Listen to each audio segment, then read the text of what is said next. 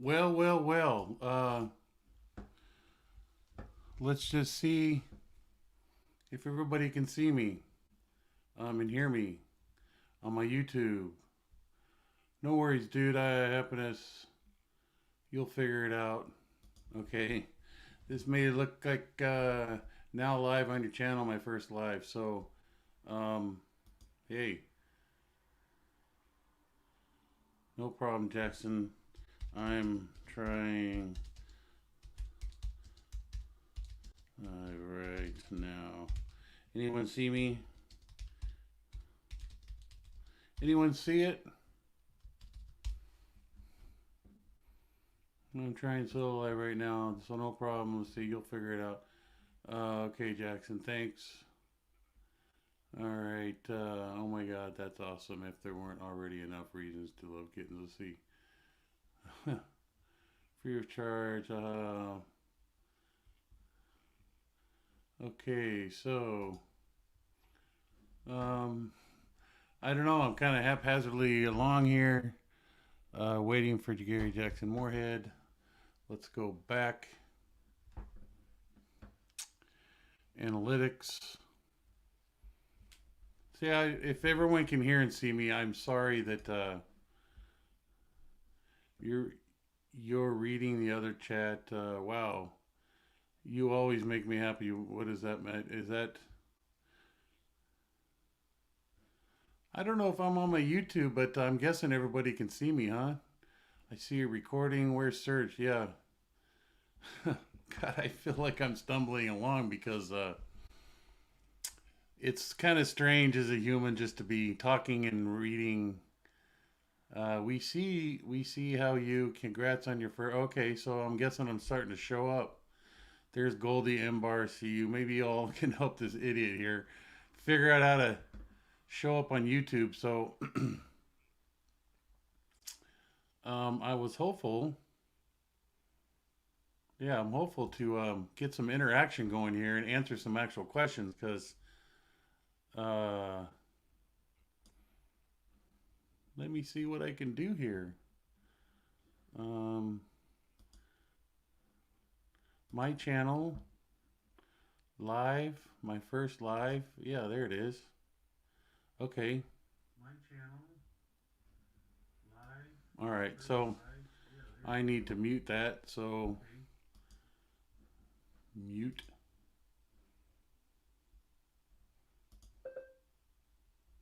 All right. Oh, where'd Jackson go?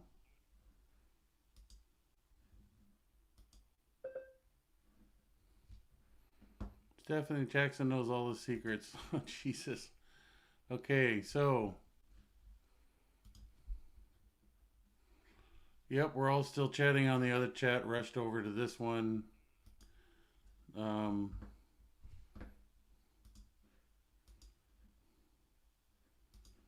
so my first. Oh, okay. Somehow I hit pause.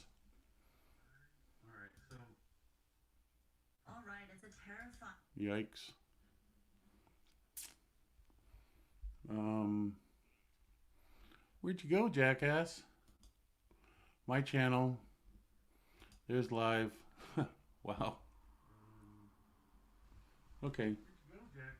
My channel. There's live. Wow. Okay, I'm just gonna turn that down because I don't need to see it. So, welcome to the live chat. Remember to guard your privacy and abide by our community. Okay, guidelines. Okay, so there's Goldie. Goldie's here. Um,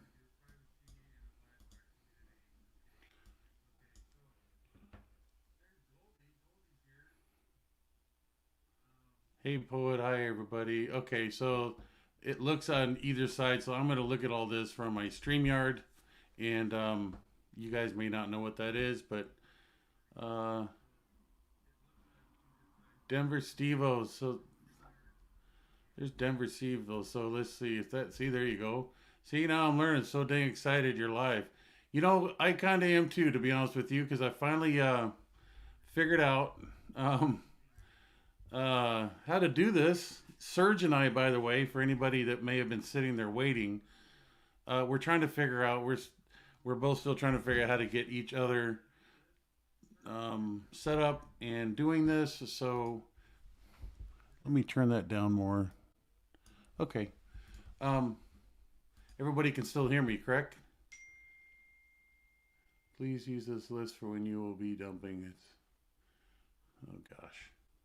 That if you heard that ding, that was a ding from my boss. Hi Jackson, hi Goldie and Pink. You know, this is kind of morbidly fun, so I do respect the fact that everyone's sticking in, so I almost naturally am motivated to sit here and reply at least verbally to all your chat posts. I'll get over it because you guys are taking time to hang with me and hear what I have to say and um, yada yada yada. So, hello all, Sonia, Jan, One Live, Free Xenu, Up Mayo. Okay, so if I'm loud and clear, then we will just keeping on. How do I undo that? Hide current comment. Okay, there we go. We are so ready to hang with you, Jackson. Okay, everybody. So, um, what do I say? Where do I start? What do you want to hear? I don't know. I do have to say, uh, oh, Saturday evening. God, I'm gonna get distracted. Sorry. Jen just got done with lunch. Gonna eat a couple of cookies in a minute. All right. See, this is fucking strange and funny. So, um, let's see.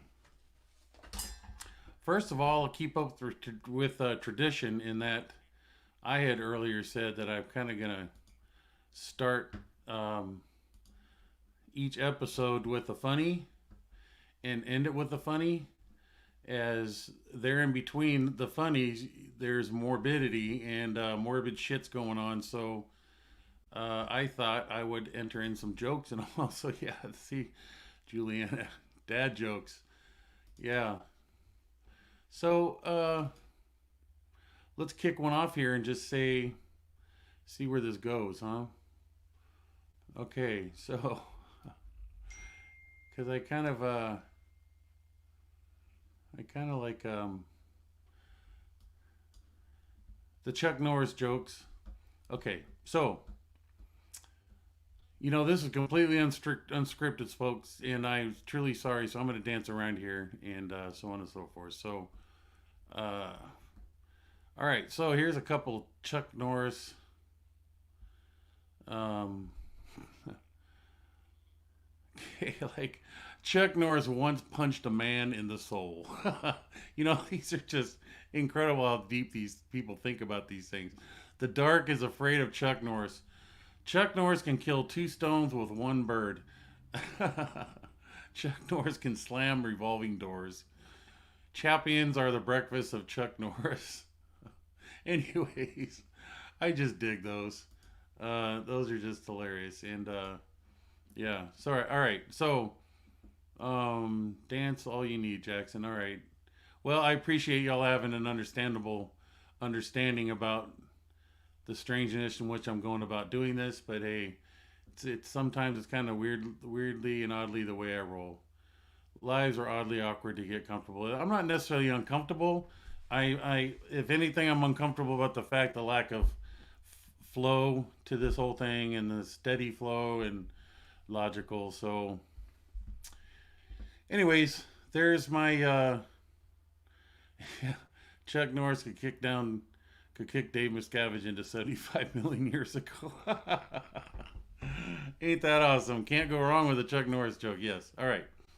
So, what I have done in the past is I've made some notes about various things to talk about. Somebody kicked on here.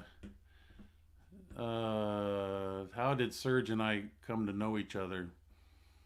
Serge and I came to know each other well after both of our personal Sea Org experiences. He left well after I did, but we kind of crossed paths and we weren't aware of it, out in Florida at Flag when I attended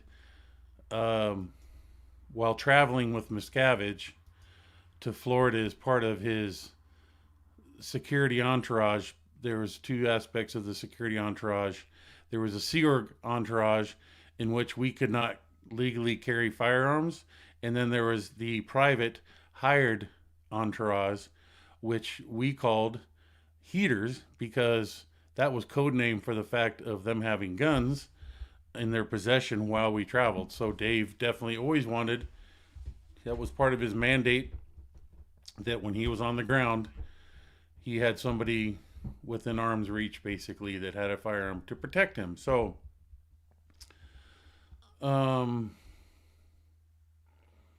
hey, it's all Chuck Norris and Jackson, not me. Let's see, Free Zenu. My eyes are wandering back to the chats here. Already, I'm just returning from a little family function, so I have to drive for a few minutes. Oh, okay, Goldie. I'll be checking in. All right, Goldie. Yeah, you be safe, girl. And so back to the gosh, where was I? Okay, Dave Miscavige traveling and how Serge and I met.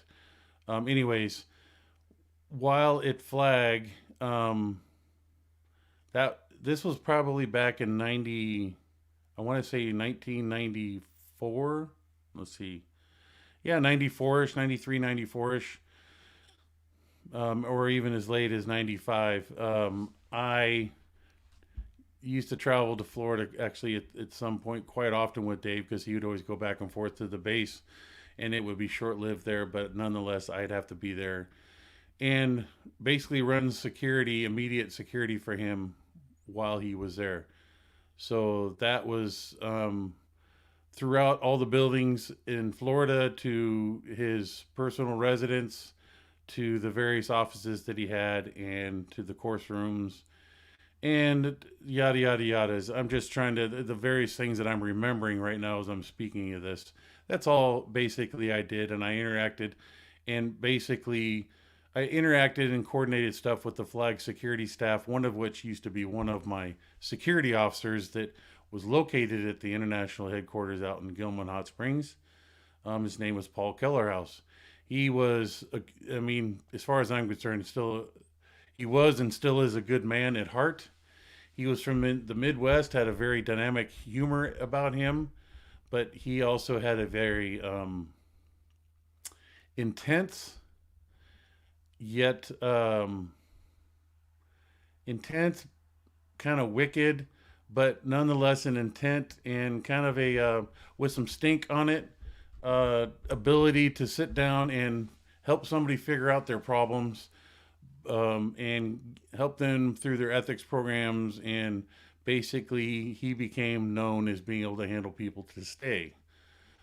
So, switch their frame of mind from wanting to leave to then wanting to stay, and then getting them onto and through the personalized, customized program that they would be put through by the church, and they would spend months on it, and he would interact with them throughout those months. So, uh,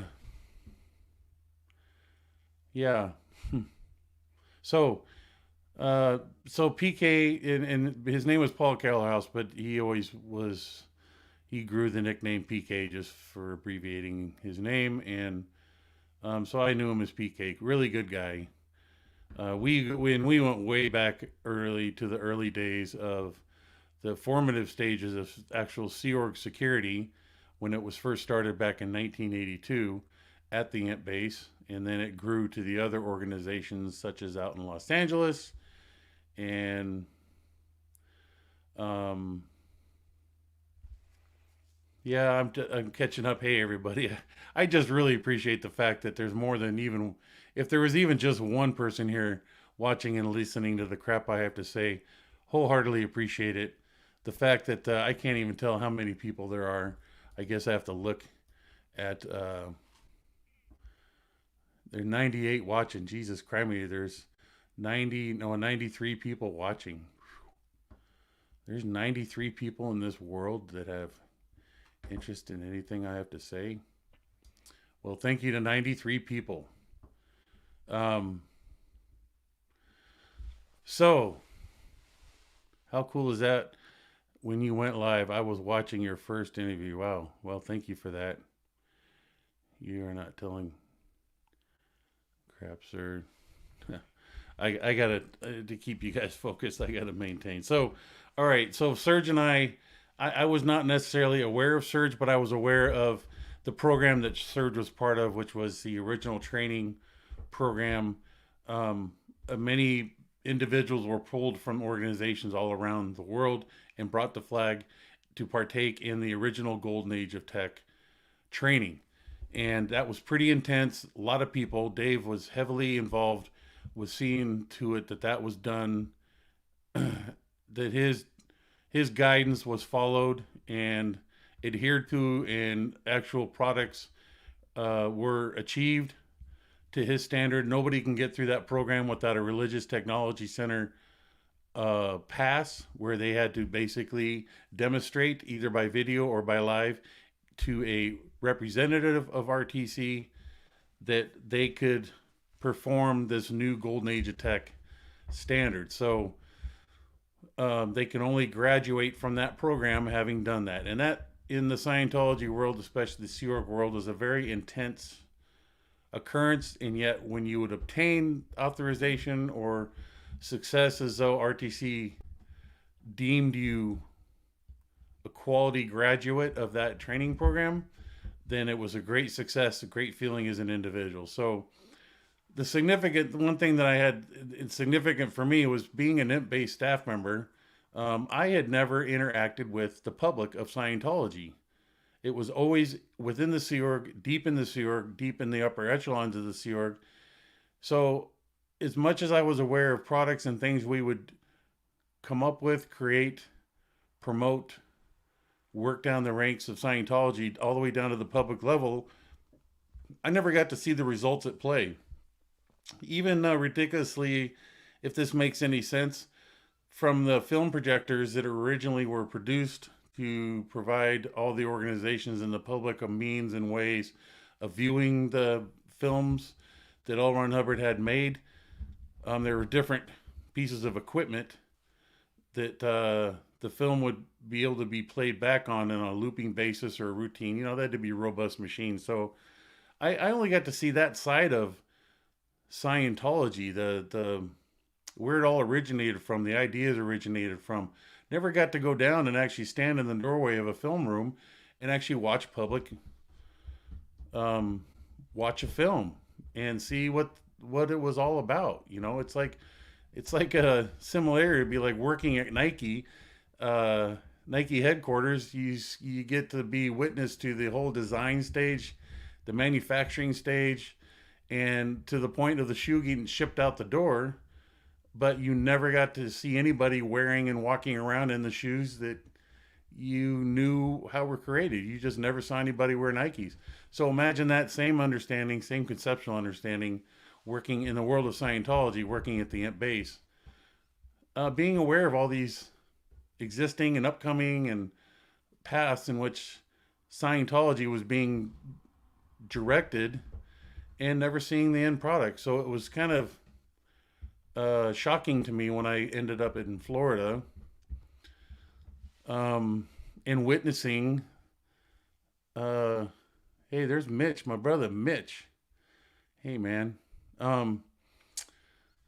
So shaking hands with the end user was phenomenal for me. I used to, I used to remember when I first recognized, like, man, I could have used this experience years ago as the Imp base, and would have helped me as an Imp base, you know, as an Imp base staff member, as a Sea Org member, knowing my end user, the people that would actually use the product that I would work night and day for. So, anyways, Serge and I never knew each other on staff. Getting back to my original point in answering question, Serge and I never met on staff. We only got to know each other through the Aftermath program, when I got to meet him and his partner Michael. Two incredible guys. I can't say enough about them. That just wholeheartedly great individuals, good souls, warm, compassionate, incredible guys, and we just clicked. So Serge and I just clicked. He, as I started learning more about his story, I'm hearing his telling of his story, and I'm also putting together in my mind what was going on for me at the time. Serge may have been referring to in his story, such as his training and all the look in, listen in systems at Flag and the recordings and the intensity from RTC. And I was aware of the other side of the coin. So I guess Surge can be used as part of my motivation to be here for all you folks, is to help you shake hands with, for lack of better terms, the behind the scenes people that witnessed how all this stuff came about and the inner workings of it leading up to it. So hopefully that answers your questions about how Serge and I got to know each other. And we were just like, we were trying to go live for you both on both of our channels this morning. I'm sorry for the number of people that were hanging around waiting for Jackson and Serge to show up, but we decided to put that effort off later because we're not technically savvy enough to figure out how to do that. And the time just kept going on. When we thought we were doing it, I was looking onto YouTube and there was a lot of people still waiting. So, yeah, anyways, I'm probably saying way too much. So, okay, to keep this interesting, I'm just going to randomly pull something out here that in previous videos, either through Mark and Claire or Matt and Amy, Mike's channel, or whatever, I've made notes about various aspects to talk about of things that I witnessed. And so, like the L. Ron Hubbard laundry line, how laundry was handled, or stories about L. Ron Hubbard vehicles, his personal vehicles that he owned, because I got to see and look in them almost every day. I was on watch for months on end. I got to sit there and patrol the property and where they were, and open the doors and pop the hood and look under the hood and look at the engine, look at the wheels, talk to the guys that cared for him, hear about a lot of history of it, what L. Ron Hubbard did in them. It was not many Sea Org members had access to stuff like that. So I got to go inside the L. Ron Hubbard house and look in the fridge and look in his underwear drawer and look at every aspect to the inside of the house, the outside of the house, everything. So, I found it cool when I was doing it. I think a lot of our listeners here would find it fascinating to hear about these little backstories. And yeah,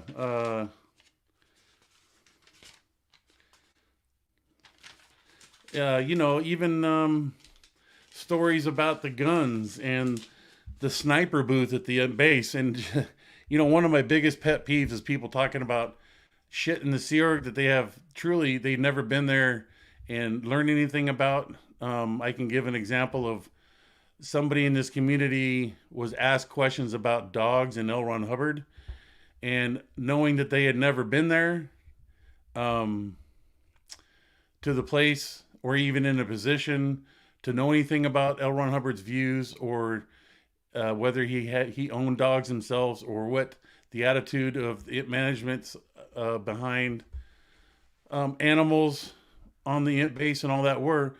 This is someone who's speaking about that would never been there, but yet telling people, providing information that just simply wasn't true. So I feel that I can be one to help fill those things in, because I was there, and I'm not, yeah, there's nothing more to say other than providing you with the truth and the facts behind the truth. So, yeah, anyways. So, having said that, let's see. So the L. Ron Hubbard vehicles. When I first got to the International Headquarters base in 1982, L. Ron Hubbard had a single family dwelling home, probably no more than 2,000 square foot home, up at the top on the north side of the property, in the general same location as the existing L. Ron Hubbard home is, that you've probably seen through Google. It's a mansion now compared to it having been a shoebox then in comparative size.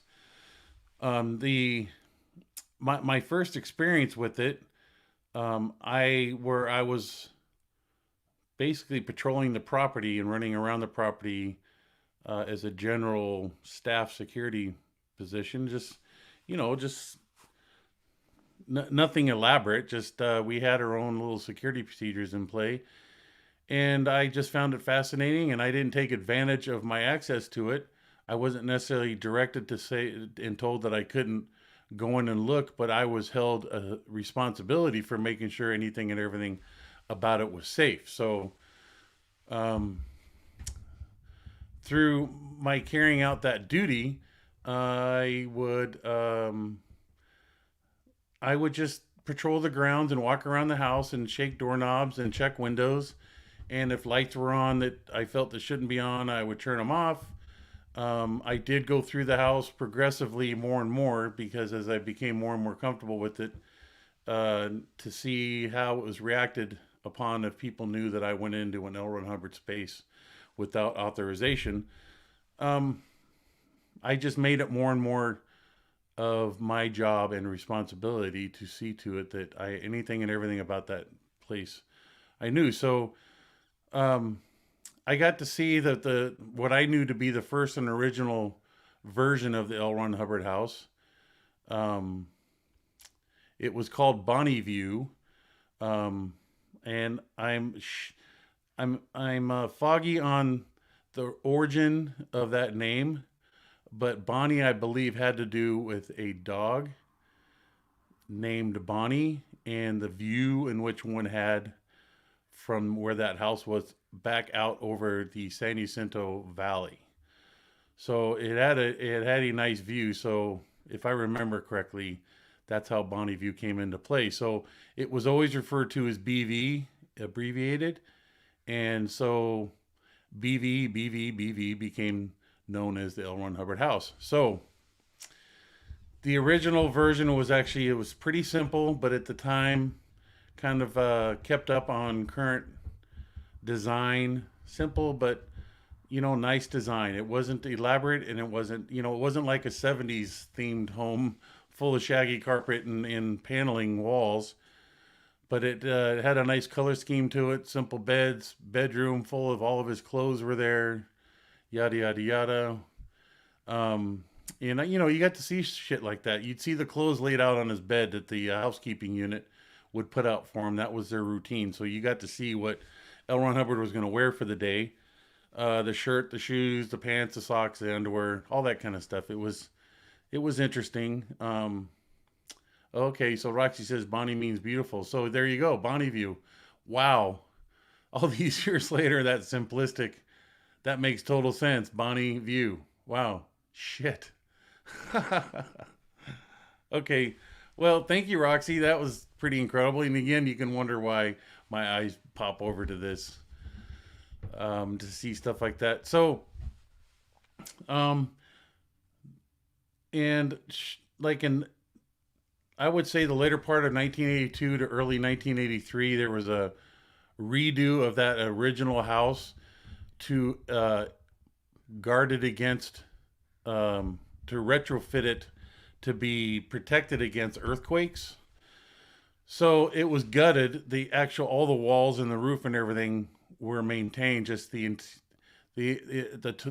complete interior of the building was gutted, including the concrete flooring, and the actual house was lifted up. It was raised off the footings that all the exterior walls sit on. The load bearing wall footings, and all that dirt and everything was moved out through the windows by hand.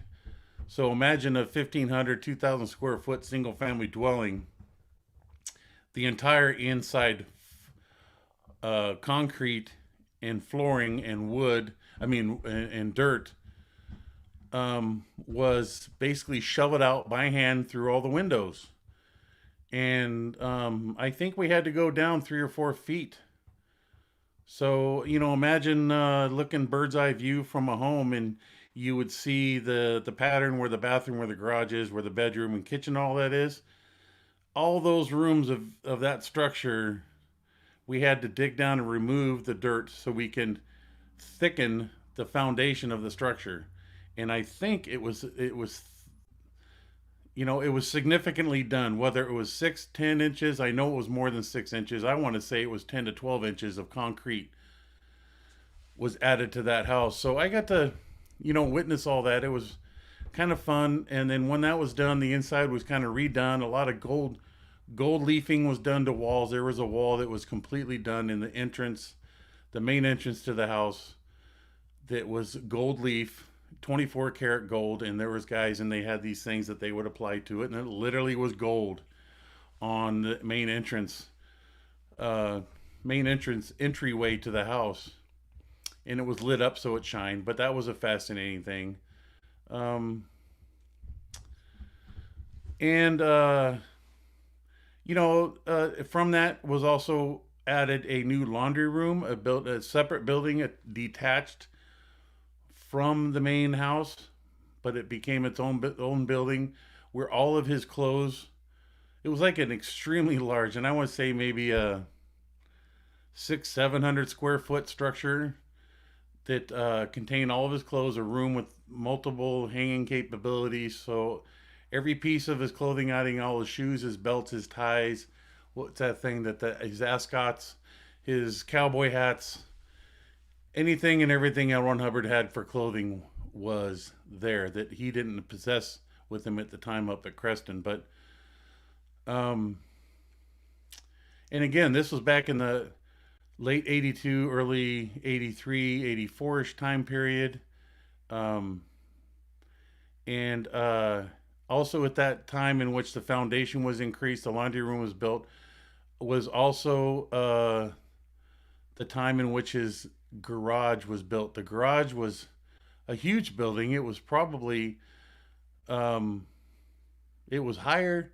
I would say it was just as tall as it was long, in a sense. I want to say it was at least 2 stories. So that would be what 26 feet tall. It's pretty tall. Maybe not as that tall, but it was you could back an RV into it. But Eventually, when his Bluebird bus showed up to the property, it was not parked inside; it was parked alongside of it. So maybe it wasn't as tall to accommodate that, but at least you could park 8 or 10 cars in there. So I think it was a 4 door opening or 3 door opening garage with large garage doors. You could back in there, and he had a white Cadillac limousine. I want to say it was a 1980s Cadillac. There was a Dodge Dart, probably a 1970, 73, 75-ish Dodge Dart that was all custom out. A nice, pretty powder blue, metallic powder blue paint job with a pristine white vinyl top and white leather interior with mag wheels on it. And um, when you pop that hood, the story that I was told by the very individual that drove L. Ron Hubbard around was L. Ron Hubbard had this car made to look like a very nice, well cared for vehicle for grandma. That in the event and it was needed, you could punch that accelerator and buckle the asphalt and take off. And uh, he kind of liked that idea that this gentle, precious looking car would be innocently sitting at a red light, and you just punch it, and you would hear the throatiness of a big V8 motor tearing down the road. And he liked that. There was also an international Scout 4x4 vehicle that he had. It was very basic, but it had a winch on it that had a winch and a toolkit in it, and it had a CB radio in it, and it was kind of lifted, but it was a very robust. International made very good off-road vehicles, and it was kind of America's version of a Land Rover, Range Rover. Like Toyota had their Land Cruisers, but International was known for their tractors, so they made their own um, four-wheel drive, and L. Ron Hubbard had one of those. So it was kind of, I remember climbing in and out of it, getting out of the driver's seat, and it had very short back, not high back seats in it, vinyl seats, and was a manual transmission, and it had the high low selecting levers selector for the four-wheel drive, and you had to get out and lock the hubs in, and it had a really strong Warn winch on it, and apparently L. Ron Hubbard liked going out and pulling tree stumps with it, because that's what he used to do with the guy that drove him around in it. And so he loved his vehicles. It was just fun having exclusive access to it. And he used to also, there also was I want to say it was a Ford Econoline van, dark blue in color. It was bulletproof. It had a really nice interior. Like the interior had been gutted, and then the interior design was set up to have a single occupant in the back. It had shaggy carpet on the floor and up the walls, and it had a vinyl uh, button depressed uh, ceiling to it. Like it wasn't a cloth ceiling. There was a lot of customness to it. There were sound speakers built into the sound walls, into the side walls that with a cassette playing sound system available to you within arm's reach. That if you sat in that captain's chair, being driven to wherever you're being driven, you could sit there and adjust your music and have this good sound system. It wasn't high end at the time, but at the time, again, early '80s up to the early '90s. Um, Bose. Not it wasn't even a Bose. I forget it was a. It just was kind of cool to me. So the interesting aspect of this van was how thick the windows were. I remember that they were all motorized, and they were probably an inch thick, three quarter. I would say at least an inch thick. They were really robust, and or they didn't roll down at all. One of the two. Maybe they didn't roll down because just outside each front door, the driver and passenger door, was a built-in exterior microphone that you could speak to people on the outside from the inside without rolling the windows down. So it also had an oil dump pipe in the back.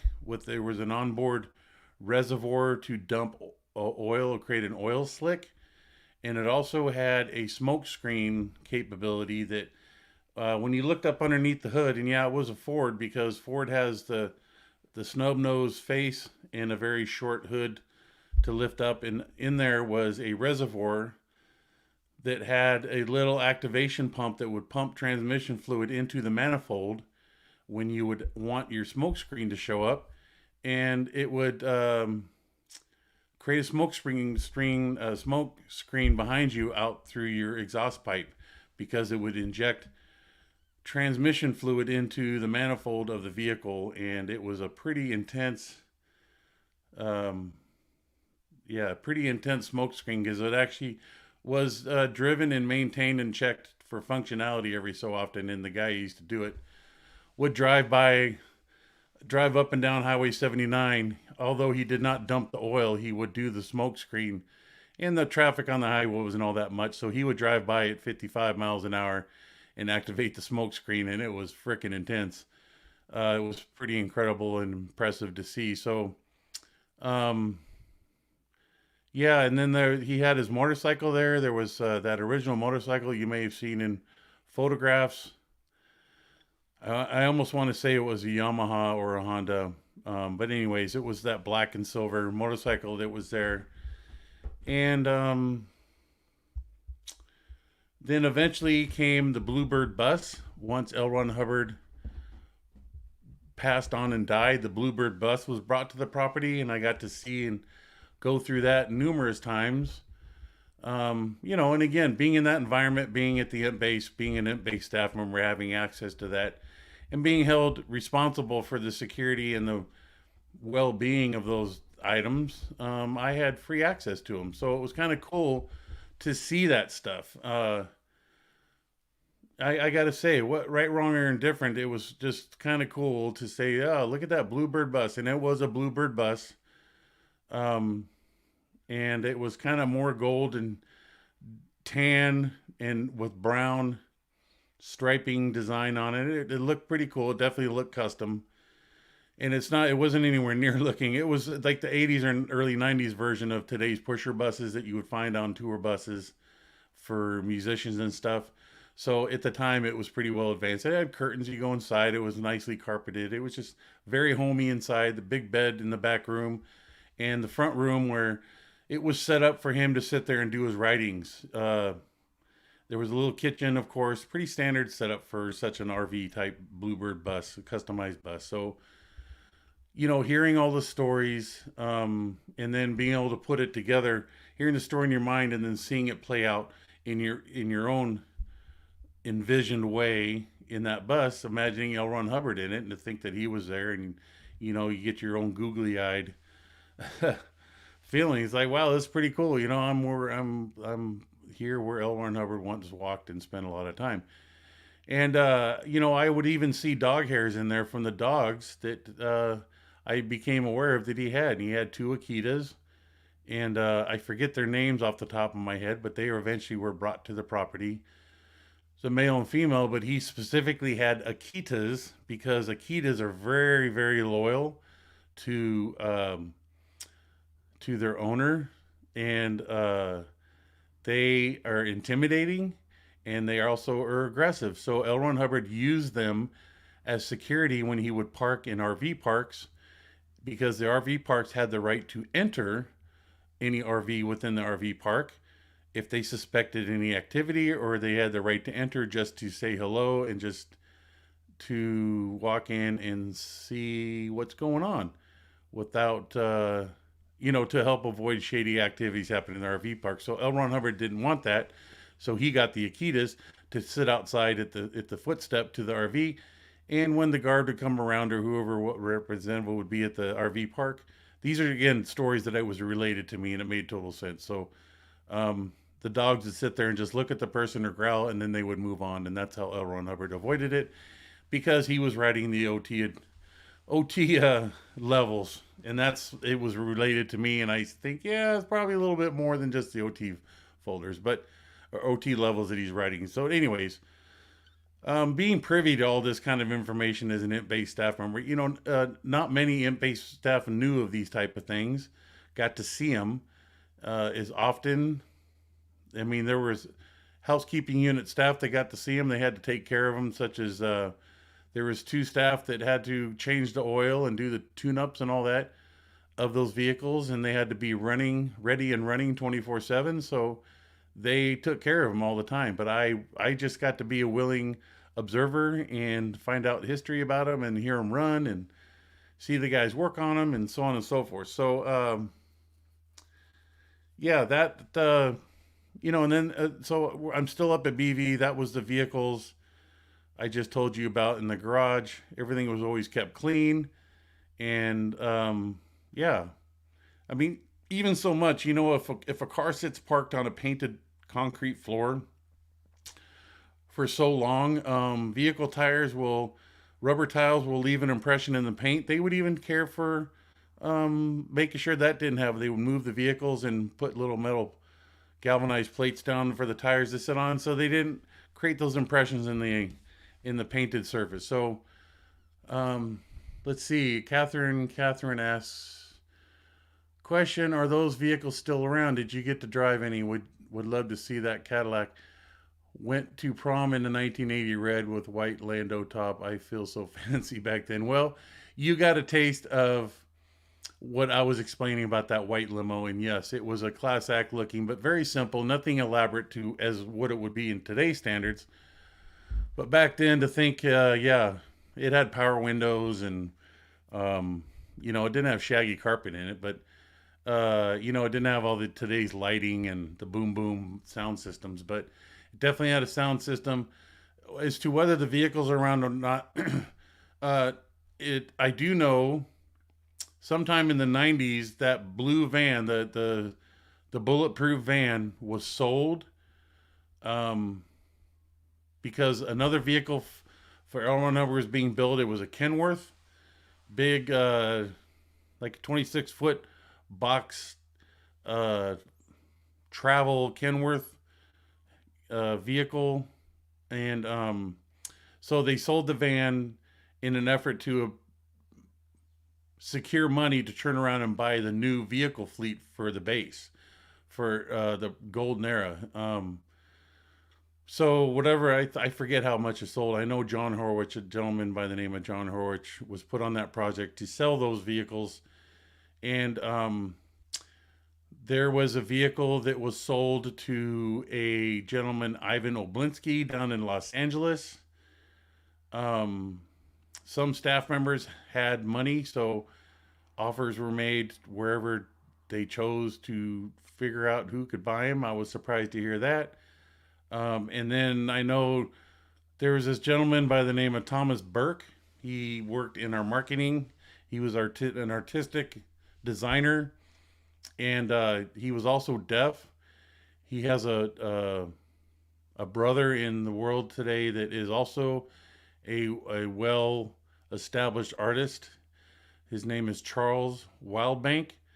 And anyways, Thomas and Carol bought the International Scout, of which once Thomas and Carol bought it and owned it, they would drive it to and from the property. It was kind of cool to see what was once sitting up in the garage that kind of been declassified as an L. Ron Hubbard vehicle, sold off, but now you owned L. Ron Hubbard's vehicle. So Thomas and Carol would drive it around. And one time Thomas and Carol let me drive it, and during the winter, when I got off watch, I drove it up to Idlewild, up into the snow, um, just to have the experience with it. I really chewed into my sleep time because I was on night watch then. But I had driven all the way up there in it, and I remember sliding around, and I almost lost control of that fucker and went over the side. Scared the living crap out of myself, but nonetheless, it didn't happen. And drove it back and parked it, and thanked Carol and Thomas for letting me drive it around. And yeah, uh, Free Xenu Project asking, was that Ford van one of those 4x4 vans? Yes, it was. So I think you're getting the idea. I think it was a late 70s, early 80s model. The Econoline, the original Econoline type design, kind of more squarish than the roundish edges that you see of them now. Yeah. So, and then also Joel McCoyne is asking, are you involved with any fire department now? No, I'm not. That part of, I mean, I am by association. I follow a lot of my firefighting brothers. I watch the current new program covering LA County Fire on NBC that just recently was released. It's in its new season, so that's a cool thing, in that it really covers the real world of firefighting. And then of course I follow a lot of my buddies on Facebook, and we stay in touch. And I get updates on fires. I have a scanner app on my phone. I can listen to my calls getting dispatched down in Riverside County, and I know what it's all about. So yeah, I still stay involved as much as I can. I do not run calls. As you can see, I still got my helmets from back in the day.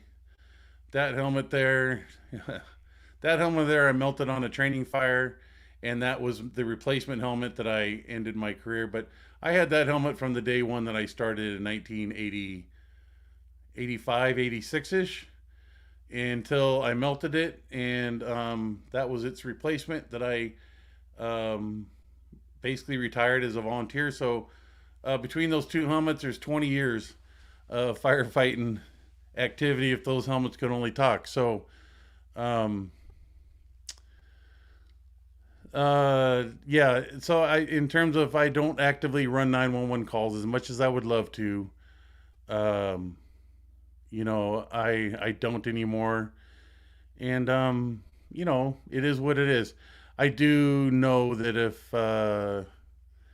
if things were different, if things had been different, and this is of course that one of these 2020 hindsight, it's just some people made a hard effort to see to it that I didn't do that, and it's a crying shame. um but you know if the coulda shoulda wouldas were at play, I would have a firehouse probably somewhere down in Riverside County, and yeah, I would be loving it. You know, and being in touch with guys that I grew up with out in Riverside County, fire department slash Cal Fire, California Department of Forestry and Fire Protection, which is what it was identified as when I started. Um, it's pretty incredible to see volunteers that I started with who are now captains or chiefs of that department or that agency, and having seen their career develop, um, and the beautiful families that they've built, the friendships that they've created, maintained, and have. Uh, you know, the funness, the jokes. It's just I got to tell you, such a fun world to have a brother. And this LA County new LA County program that NBC's doing of following a few companies, fire companies out in LA County, from the lifeguards to engine companies 16 and 9 down in Watts and South Central and out in the Palmdale. You know, I'm familiar geographically with those areas, and I'm familiar with the type of calls, and the calls that you see these guys run, very same calls that were run out in Riverside County. And you know, I guess I'm going to move off of the L. Ron Hubbard calls. What, I'm 51 minutes into this, so I'll talk a little bit about my fire history, because for me, it all started. My desire to be in the fire service started when I was about I'm going to say anywhere from 7 to 9 year old, sitting on the corner out in where I lived in Diamond Bar, California, waiting to get picked up by my baseball or soccer coach. But I had that moment as an individual.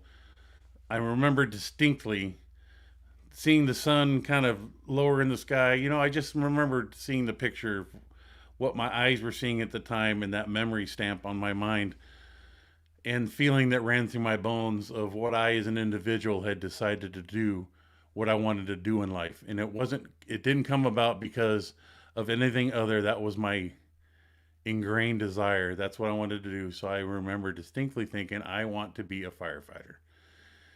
And it felt great to have that realization as an individual. Unfortunately, it was something that I realized what I wanted to do, but it was a time in my life where I couldn't turn around the next day and go out and begin the training process and all that because I was too young. But nonetheless, as an individual, I had that moment. And interestingly enough, getting involved with what I became involved with, the cult of Scientology and the Sea Organization, um, I still somehow managed to be the only Sea Org member that could be an active firefighter, yet be it as a volunteer. But nonetheless, anybody who called 911, and the firefighter that showed up, no one knew whether there was a paid staff or a firefighter.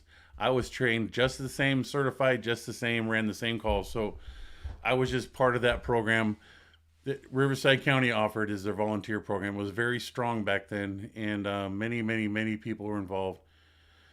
And nonetheless, I got to fulfill my desire and ability to perform as a public servant for the citizens and the visitors to Riverside County, California.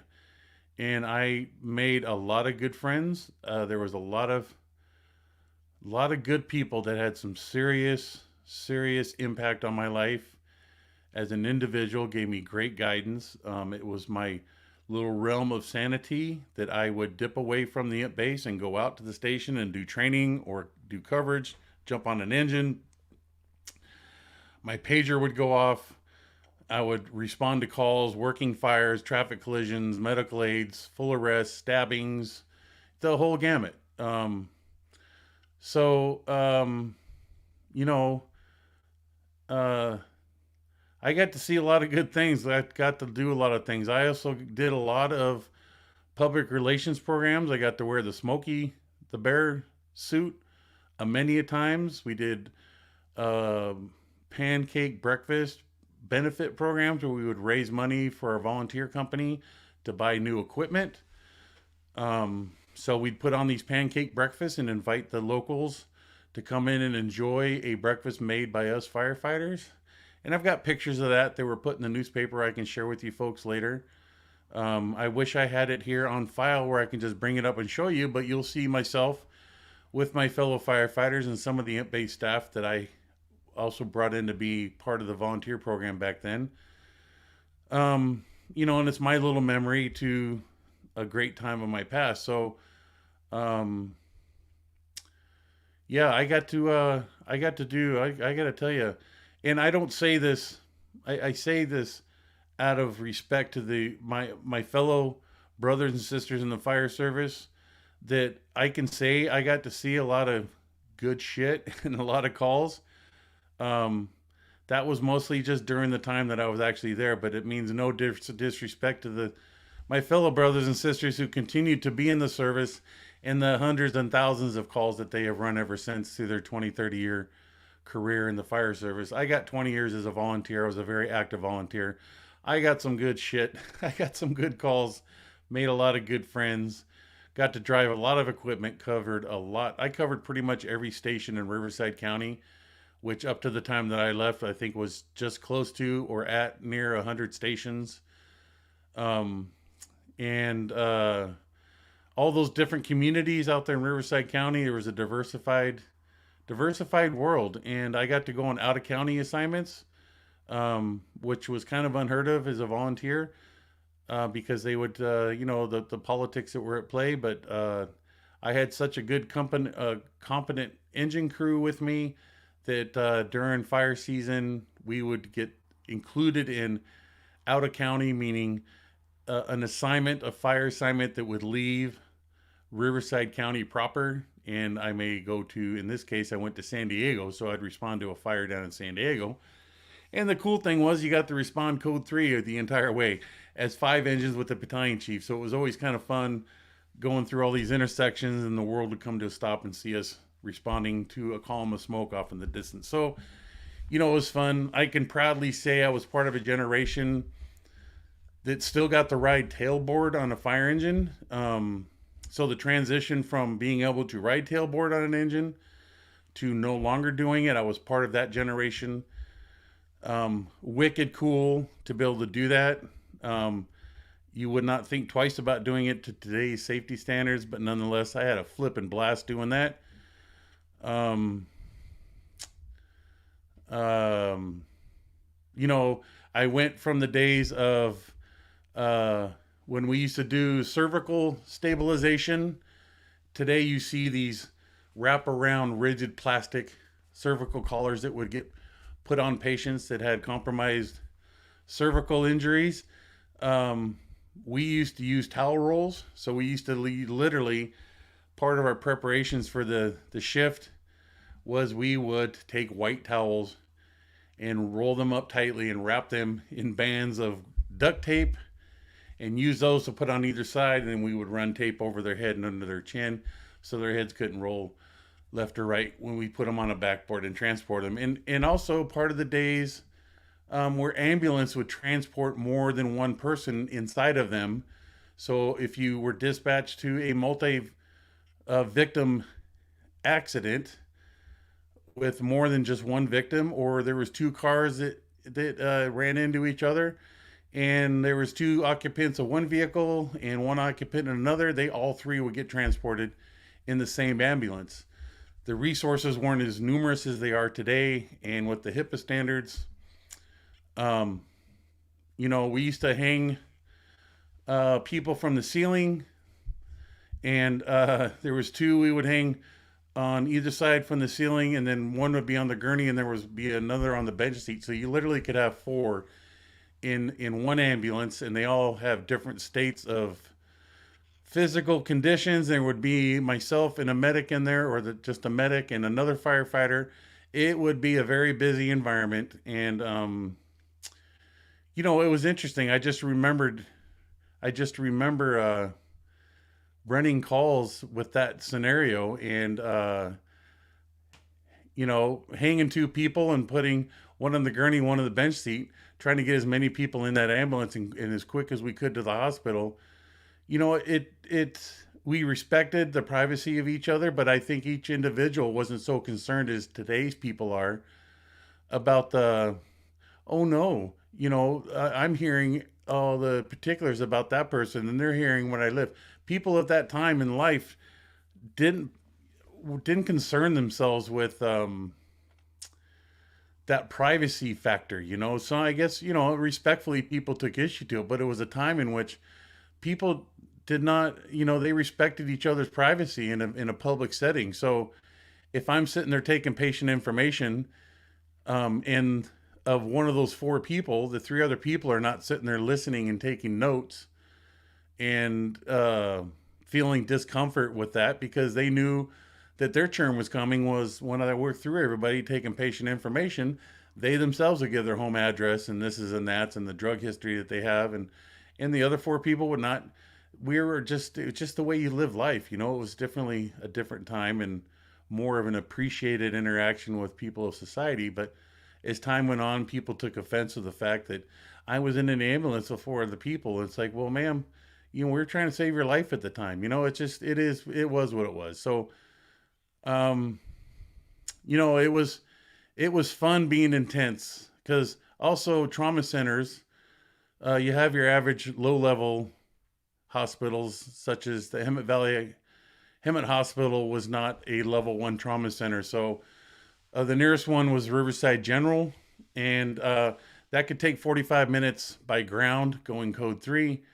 And imagine pumping someone's chest or attending to a compound fracture and controlling bleeding or someone throwing up on you or all that while you're driving code 3, swinging and swaying in the back of an ambulance. You're trying to keep yourself stable while you're trying to attend to do what you're doing or get an IV established, or it was so old school, so much fun. Um, Time and time again, the more I talk about it, the more you start remembering the little details. But, journeys like that continue to today's standards in today's fire world, especially in the urban interface world where you have not so much of a metropolitan department that exists, but you have a department, and in this case, Cal Fire or Riverside County Fire, they have a lot of rural areas, a lot of wildland areas that people choose to live in. So you may go off-roading just to get to a typical difficulty breathing type call, or have an off-road accident and fly a helicopter in and do an air rescue by lowering a firefighter by helicopter to pull somebody out.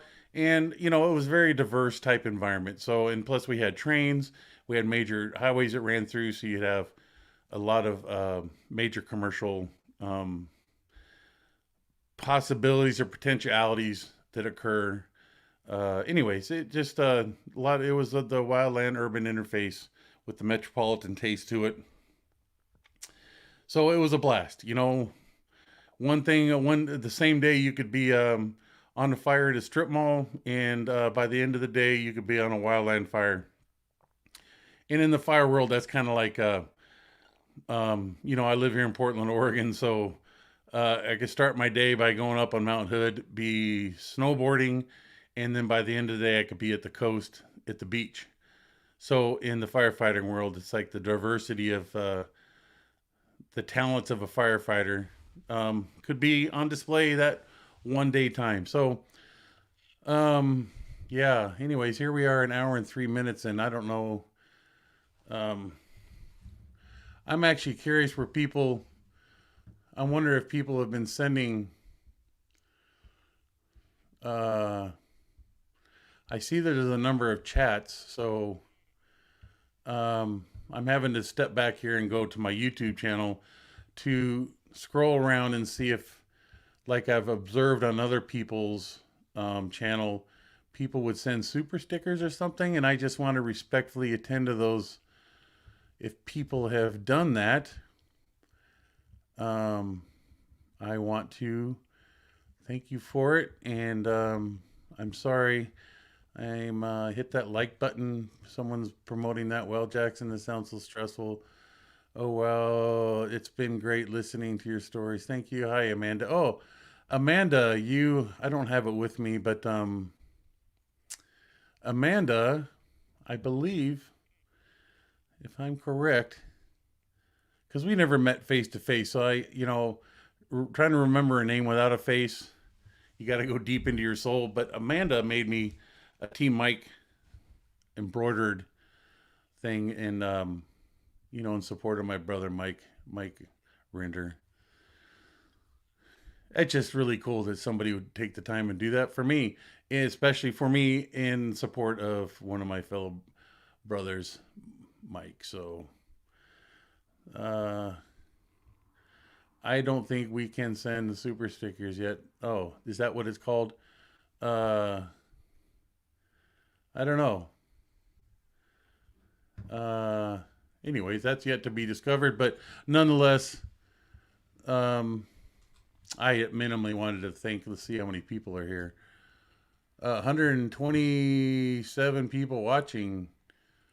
Jeez Louise. It's 127 people's listening to the stupid shit I gotta say. So, Deviated Outcast, you need a certain amount of watch hours, and I think a certain, well, the analytics. I met them all. Maybe it's something I need to click on. Um, Maybe it's something I need to click on that kind of opens up that door. So, uh, I don't know. I do know that I've kind of reached something, and I need to figure all that out. So, Jackson, you have been out to Fort Stevens yet? And I'm assuming that is Fort Stevens in Washington, the state of Washington, not to the actual, uh, or there's this Fort Stevens that along the coast. Um, Either of which I've been by and around, two military bases that I'm aware of, uh, here in Oregon and Washington. Not been on the facilities themselves, so familiar with them. Uh, I think you have to rack up 4,000 hours of watch time to get No, I'm in the monetized. I just don't see. It's a little disturbing to me that I'm not here for the money, folks. So I could care less about it, but it's also the way in which YouTube works of getting viewers, and you know bless you all for being able to say something special. It just allows you to put some sprinkles on your comments, and I guess appreciation for us taking the time to do what we do. So you know I stream settings.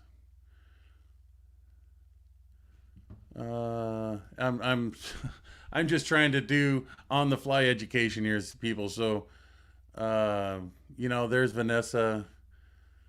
Vanessa and I had a pretty nice long chat yesterday. Beautiful soul she is, just incredible.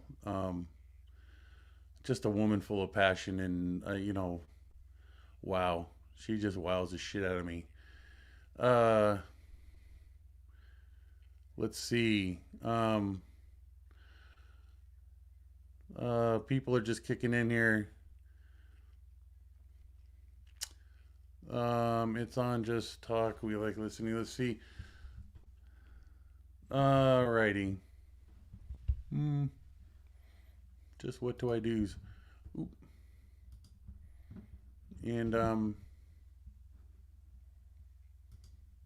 God, I hope I just didn't. There we go.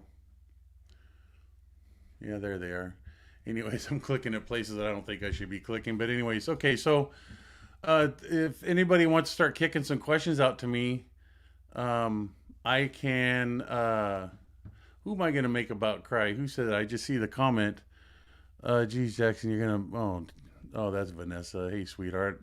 No intention to make you cry. I hope that's some cry of happiness, because yeah, and Mandy Gonzalez. That's the sweetheart that made the. She made that Team Mike thing for me. Sorry, Mandy. I did not mean to show any disrespect, um, at all. Yes, happy cry. Hi, Vanessa. I saw your post. I don't know, today, from your Fourth of July thing with good old Serge. So, anyways, someone wants to kick out. Let's see. Okay, here's a question. Deviant Outcast. After having left the U.S., did they interfere with your?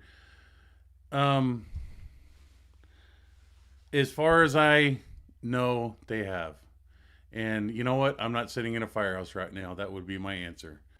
Yeah, some wicked shit happened. I will tell you this though. The funny, cool thing is um, I had got myself trained and certified to be a public communications officer, which basically was a 911 dispatcher for Riverside County Fire. So anywhere in the entire county of Riverside, if you picked up 911, um, the phone immediately rings to law enforcement.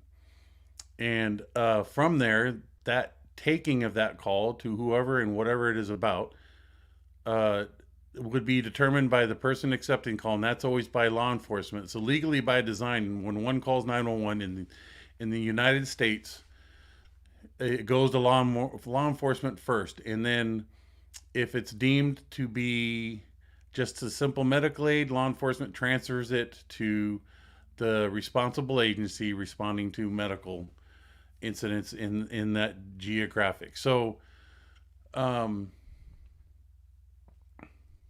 where was I going with this? Oh, so I myself, it wasn't my intention, but my intention was to get into the department through kind of a backdoor means as a dispatcher. So I got trained, went through 7 course module on how to be a public safety communications officer and take 911 calls. I went through this college class on doing that, 7 modules. I spent many, many weeks doing this, very intense. Um, Trained by some very incredible people, graduated that, obtained my certification, got hired as a dispatcher with Riverside County Fire. And I got to tell you, it was the most humbling experience of my entire life. Doesn't matter what I did. Taking a phone call of which there's nothing but truth behind. There's nothing other than someone genuinely calling this number and you're answering to find out what help they need and where they are and sending them resources. In Riverside County, particularly it's in Paris, California, Perris. That's the headquarters for that region of the state fire department, Cal Fire, and that's where all 911 calls go to. That's where I would go to work and take the calls. So funny thing is if you were at the base, Jackson used to be the security chief, and if I called 911, I was now working in the place that actually would take those calls. So it was a very interesting life event, in that I was the very one.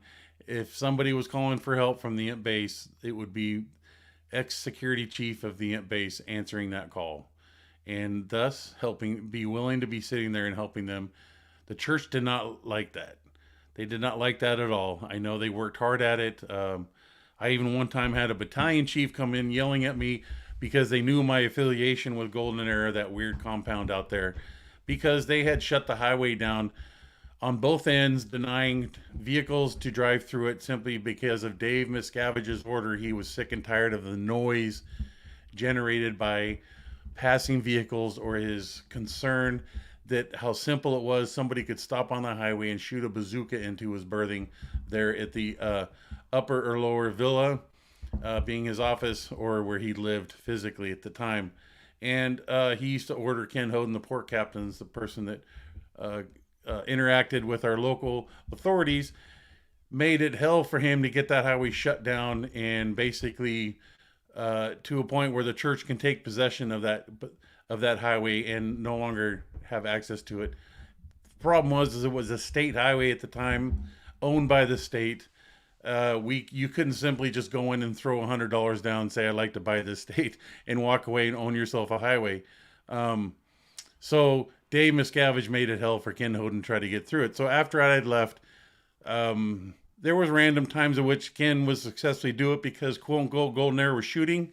So we get a shooting permit and shut down the highway. So one day I was sitting there taking phone calls in the command center out in Paris, and I was getting yelled at to call Golden Era and get the highway open, because Golden Era, the Sea Org members out there, had organized to get the highway shut down, and they would not even let emergency vehicles through responding as that part of the route, the shortest route it would take to get to the emergency, they would not let them through. Can you flip and believe that? So here was the 911 system, the battalion chief, a chief officer getting a hold of me to get a hold of them to say, pull their heads out of their ass before we go out there and arrest them. So,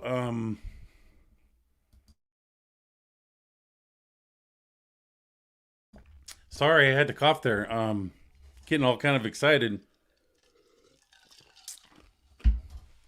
And so I had to call Ken Hoden and go, hey, Hoden, this is Jackson. I'm here at the Paris Command Center. You guys got the highway shut down. And I had to tell him to pull your head out of your ass, buddy, and stop denying access to fire and the ambulances trying to get through before you guys get arrested. Just giving you a heads up.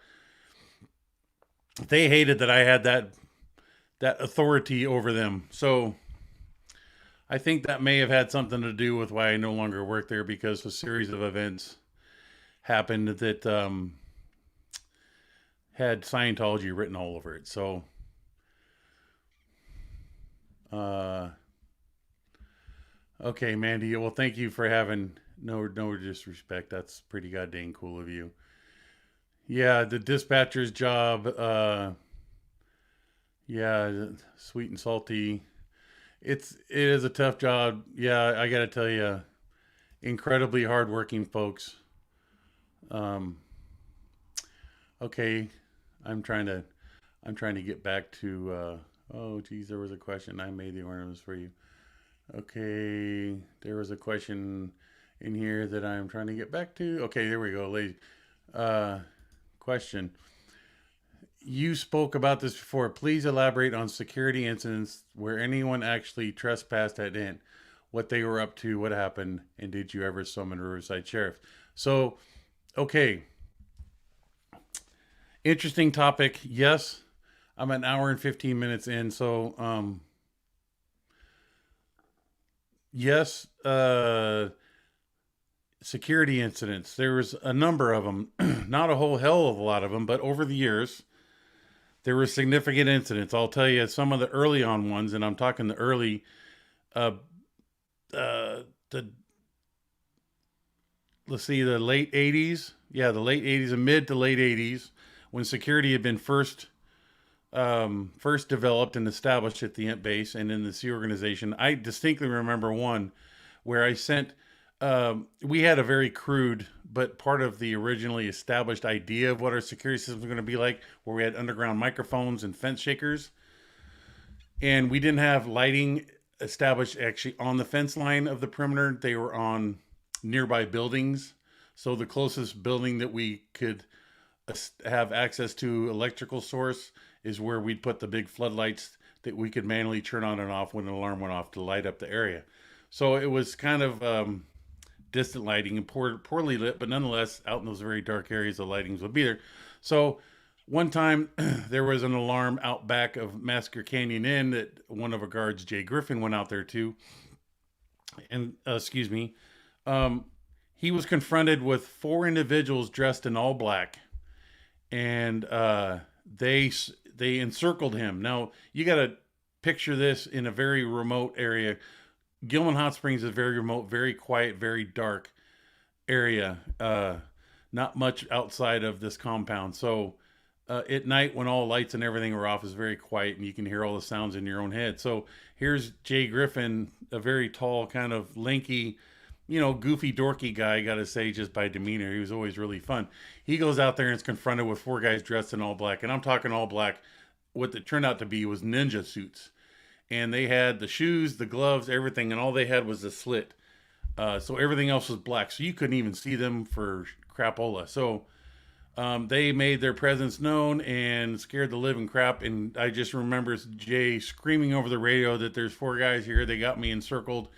And it was our first real, like, holy crap, someone's here to take down Scientology and is about to kill one of my guards. And we didn't even contact the sheriff's department. I just called onto the channel that everybody sleeps on our security radios to wake up all my available guards to get them to come out there as physical support to Jay Griffin. And then the kids started seeing the effect that they were having, and they took their masks off and go, "Oh, we're sorry, we're just out here playing." I mean, they were clearly, a couple miles or a mile in trespassing on our property line. So in our view, it was like some subversives were there to take down Scientology. In their eyes, they were just out doing their ninja training and having a little fun. So we didn't make their life hell. We came to an understanding what was going on. We ended up laughing about it, but I got to tell you, it really scared the living crap out of us. And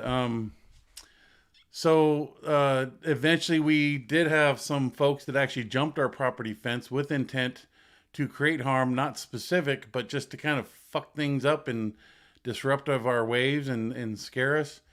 And we did call the sheriff's department, and the sheriff responded in mass numbers, including their helicopter. And that probably happened probably 3 times during my entire involvement in security from 19.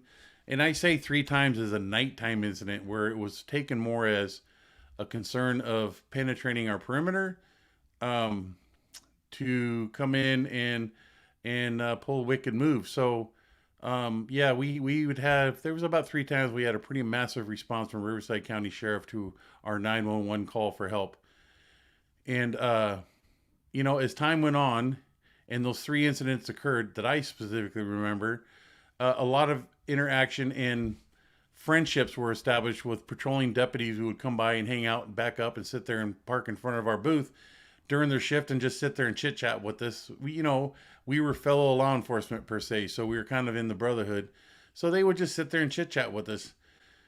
And so yeah, as time went on, and each time those 3 incidents happened, our relationship had already blossomed. So we would get more of a, these aren't just dumb security guards out there. These guys know what they're doing, and there's good reason to believe what they're reporting as a 911 call has some validity to it. So we're going to send a large response to it.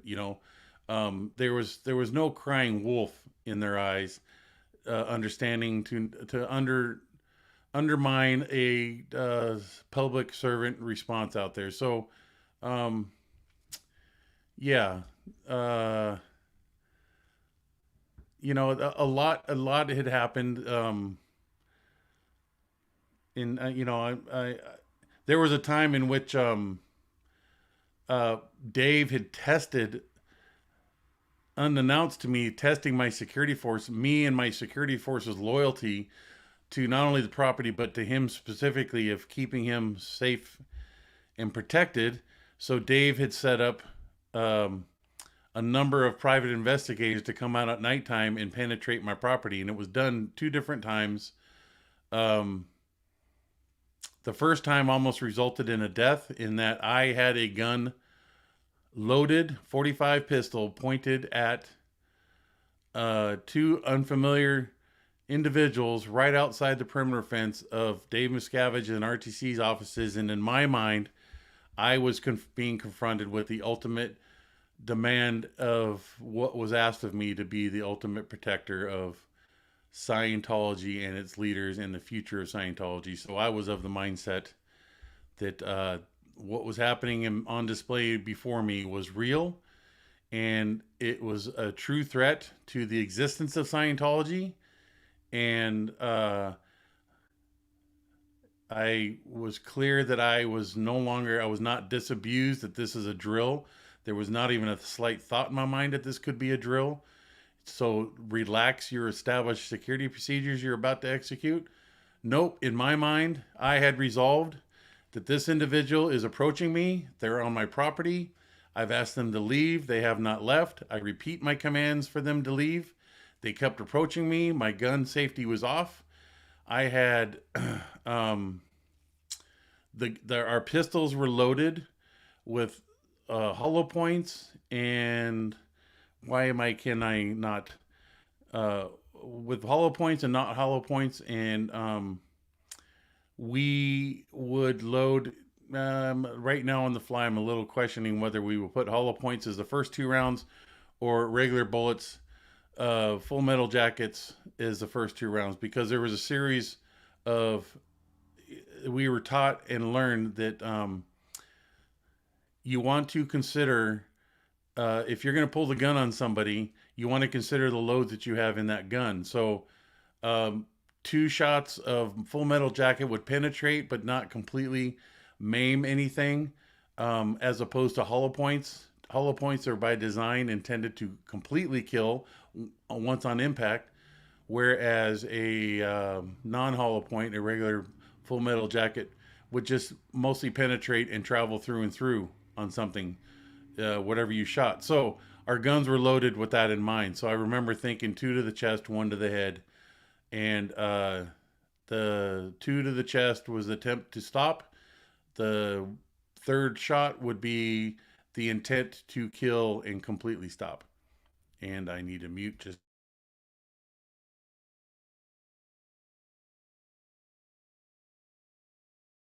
Wow, so sorry about that. So I was truly in that position and mindset. Here I was about to kill somebody, and I had resolved in my own self that this is happening. Safety was off, gun pointed. Person kept approaching. He was had his arm outstretched with a piece of paper. And I got to tell you, if it wasn't for the fact that I actually my eyes kept going from that person's eyes to what he was trying to hand me, um, if it wasn't for the fact that the writing that I saw looked familiar, I would have, if he would have kept to me, I would have ended up plugging him, and that was probably just seconds away. So I was already at the mental state that I was about to kill somebody in defense of Scientology, and particularly, I knew that if I didn't do it and they ended up getting to Dave Miscavige, I might as well be dead. So that would be my ultimate failure of the task that I was assigned, and failure as a security chief. So I was of the mindset I'm gonna kill somebody, and then I saw that note, and it's simply stated on it, these are two hired private investigators. This is a drill, and love Marty, IG Ethics, and I was like, holy shit. So I called it all off, got on the radio, and I went afterwards as a debrief to Warren McShane and Marty, and I said, I almost killed that guy, right? And they go, yeah, we know. We just wanted to know your loyalty. And it was kind of like taken for a grain of salt, but at the same time, I could see they're wigged out in their own mind that, Jesus, that thing almost went really bad, really, really bad. Our plan almost went beyond more than we anticipated. But nonetheless, it didn't happen. And because it didn't happen, not much significance was applied to it. But you know what? Me as the individual that almost killed another human being, that left and lives with me to this day.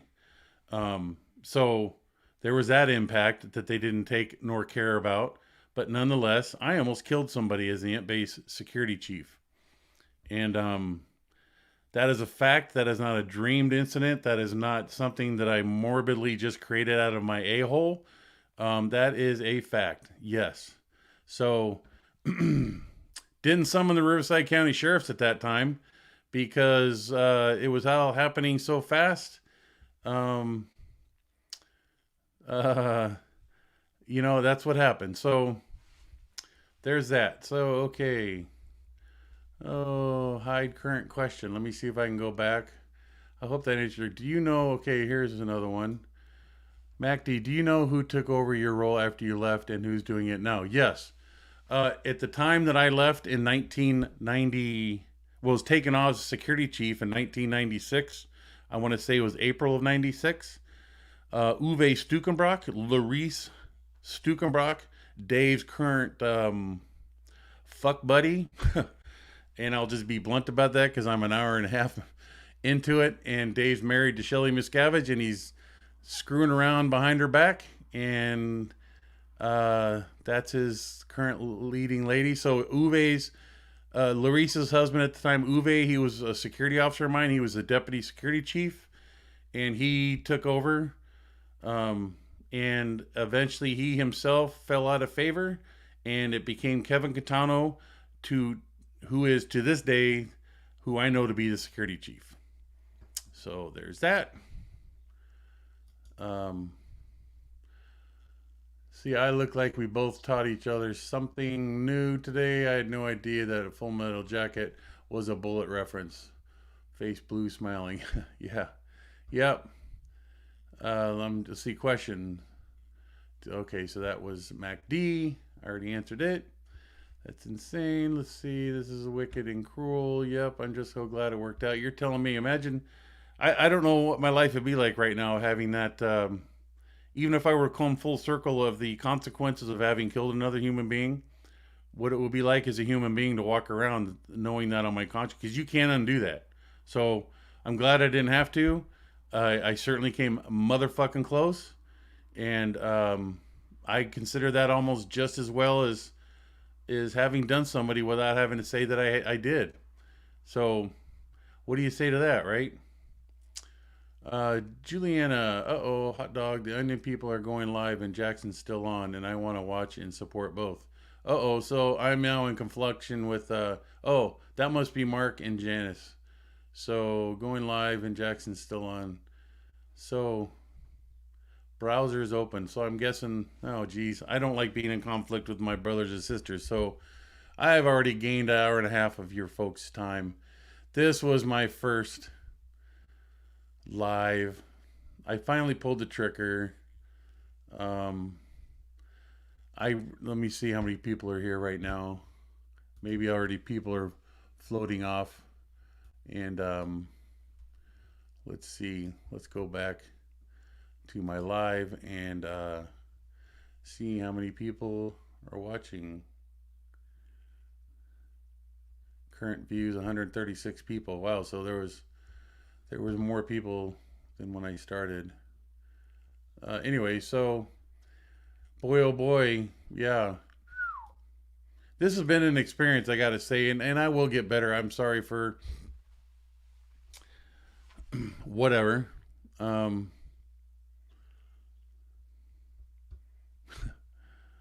I guess it's only natural for your eyes to fall back to see who's saying what and what I can do to help answer some questions. So I don't want to leave here leaving people hanging as the best of my ability. Were you in Hemet 1980 when Scientology flooded Hemet? I was there just after. And no, the authorities do not know. This is from Willie Weed. And no, the authorities are not aware of the fact that Chris Byrne was sent out there with a dozer to break the levee on the south side of the property, on the south side of the San Jacinto River, to flood out another valley and avoid it breaking through to our side and flooding. Even though it did flood, that flooding back in 1980 was so intense that it almost uh, it flooded both sides of the rivers. So uh, yeah, they ended up unnecessarily flooding out another's property and ruining their lives where the cows were. So, but I was not there. I just remembered, seeing the aftermath from it, the all this the silt that settled in and into the buildings, and that was I got there in 1982, so it happened a couple years before me. I was there close enough to still see water lines that were up on the buildings because they hadn't been renovated at the time yet. So yeah, there you go, Willie Weed. Um, so let's see if there's any others. Love you guys. That's surprising that people could get onto the base. I just lost my dad years ago. You remind me of him. He was my best friend. Open. Oh wow. Well, thank you, Stephanie. Wow. Um, wow. What do you say to that? I'm just glad I could be there for you. Okay. I yeah. Wow. Well, thank you, Stephanie. Um, sorry for your loss. I'm glad that I can at least bring some warmth back into that memory of your father's for you, and I'm just being me. Thank you. It's all fascinating. It's all get up. So, uh, wow, kind of stopped me in my step there. Um, was DM paranoid his whole life, or just when he took over? I would say that was from Sweet and Salty. Was DM paranoid his whole life, or just when he took over? I can only answer from what I saw, and I would say when he took over. That would be my answer.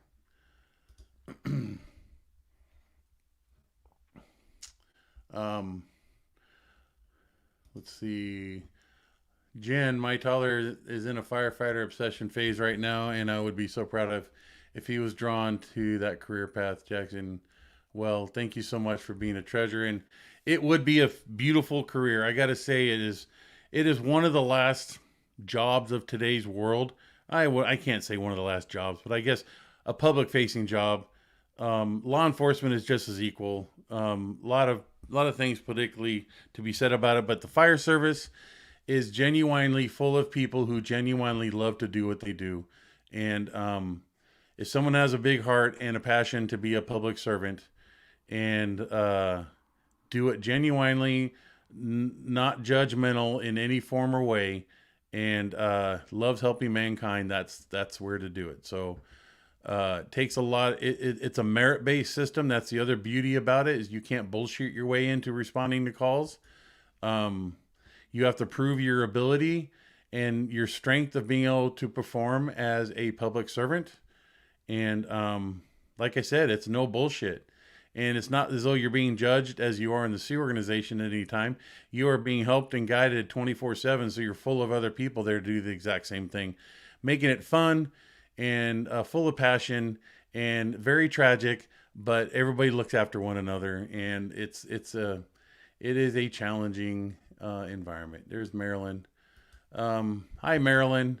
Marilyn's a big supporter of all these. Look at her thumbnail there, of all the things that she makes. If I can only be so honored, uh, I actually got to go look at her channel and her shop and see what it is that she has spent so much beautiful creative talent and time making, and see if there's something that would brighten my world even more. Uh, so yeah, thank you, and I love the fact that she follows. It's just, again, another one of you beautiful people that take the time to come hang out here. Okay, so here's Mac D. Maybe I answered. Let's see. Question: did you have much interaction with DM's private security, and did they ever express any opinions? Yes, I did, for many years. A lot of them were ex-CIA or ex-Secret Service.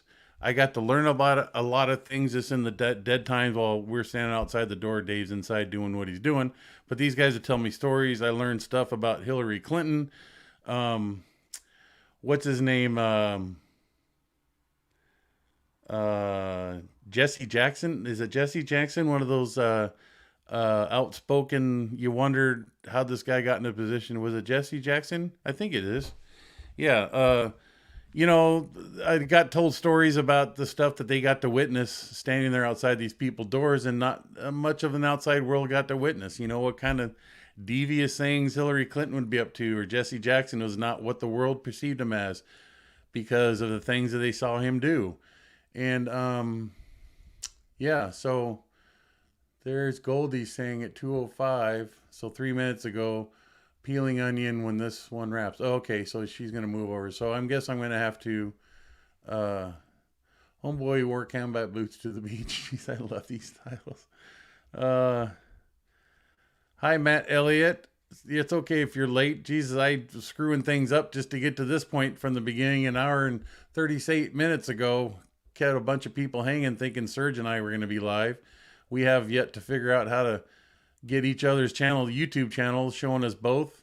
So, Freezy new project. Have a good one, everyone. And Jackson, thank you very much. You're doing great. Don't feel, yeah. Question. Okay, so this is high current and FYT 54,321. You can include a recurring segment, Tales of Int Security, where you tell funny, strange, or serious tales about security events at Int. A suggestion. Thanks very much. Yeah, it's almost these things come up better when I'm doing them, talking about them raw, and it'll be better when people, I can actually get prompted with what is that, super chats. It seems as though right now I got to go hunt for those things, but I think maybe there's just something I don't have clicked that prompts these. But right now I'm kind of just surfing for people who precurse their post or their chat about with a question. So here's another one. It just says, question, Jackson. Oh, why are you so adorable? Fuck, I don't know, because I took a bath today or took a shower today. I don't know. Thank you so much. Wow, you just made me freaking blush, I guess. I don't do anything special. Um, that was funny. Uh, so I am just trying to fulfill people asking questions here. It looks like we both taught each other something new, Roxy. Uh, it looks like we both taught each other something new today. I had no idea that a Full Metal Jacket was a Bullet reference. Oh yeah, well that's what you do know is you don't know when you find something new that you want to know. How's that? So knowledge is power in so many ways, and it make that sound a lot more powerful than it's intended to be. But uh, you know, what you do know a lot of times is you don't know, so you're basically effect of it, and that is not Scientology use of the word effect. It's just like you're nothing you can do. If you were driving a car and your tire runs out of air and you can't drive comfortably anymore and you don't know what to do, you're at effect. So, but if you obtain the knowledge on what to do in the event your tire runs out of air, you have a path to go down and you know what to do. So, that's just a simple analogy. You apply that to anything and it gives you power. And in the event that you're confronted with a situation you don't know anything about, just pull that piece of knowledge out of your back pocket and put it to use and apply it, and on you go. And you're a happy individual. So, there's Cassie Isaac, Casey. That's just, I know Mark's history with you. You're making a comment there. God, it seems like 15 minutes ago. So, but I just see your name and Mark's trouble with being able to properly pronounce your name. Okay, here's Jackie Kennedy. Uh, well, there's Wendy Moore. And hello, Wendy. Did not miss your first live? Yep, yeah. But let's go to Jackie Kennedy. So let's hide that one and go to the one I was intending to. Where'd you go? There we go. Jackie Kennedy question: did you ever marry while in Scientology? I certainly did. This is a very, very boy. You just kicked me in the weak spot of the gut. Yes, I married the love of my life, and that is its whole tragic story. The funny thing about it is, I'll just for now say this, that uh, not that I'm hung up, not that I'm hung up about this woman. Um, I haven't been able to exercise the beauty and love that I gained for her that I could not exercise.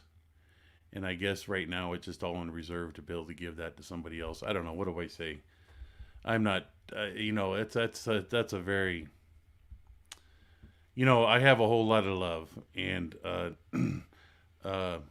nowhere to put it. So, um, yeah. Anyways, you really that threw me off. So sorry about that. Thanks for asking, Jackie. We'll get to that. Uh, wow. Okay. Deviant Outcast. I clicked on that by accident. Such a beautiful soul, such a beautiful heart, such a beautiful man. Firefighting. Oh, jeez. Wow. I don't know if I should be clicking on these. You're making me blush, people. uh, let's see. Where are we here? Uh,